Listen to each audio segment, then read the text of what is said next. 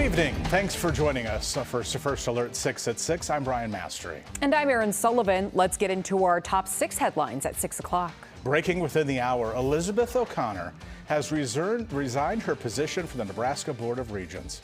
O'Connor was charged last summer with DUI after a head-on crash left one person with serious injuries. We'll have more details on this decision at FirstAlert6.com.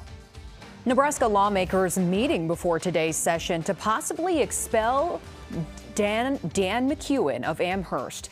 He's accused of inappropriately touching a woman at a legislative party last year. Lawmakers voted to expedite a public hearing on the matter last week. The expulsion vote from the executive board was unanimous. The vote now goes to the floor tomorrow. Breaking news in connection with the rising tensions in Minnesota after an ICE agent shot and killed a woman last week. The state is now suing to end the deployment of ICE agents in the Twin Cities. The state claims the enforcement is a targeted attack based on politics.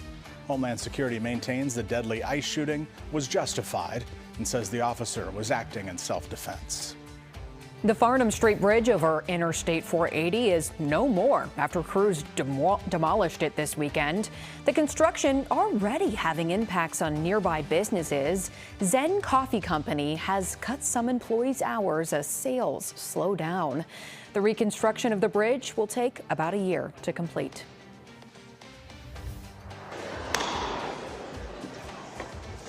The House will be in order. That marked the start of the 2026 Iowa legislative campaign in Des Moines this morning.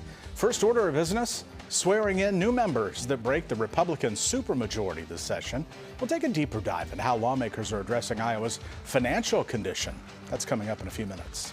Former Husker quarterback Dylan Raiola is committed to the University of Oregon. He shared the news this morning on Instagram. The Ducks are part of the Big Ten, and Nebraska will play them at some point next season. It's still unclear if Raiola will be Oregon's starter. He has 2 seasons of eligibility left. Let's take a live view outdoors now. Another nice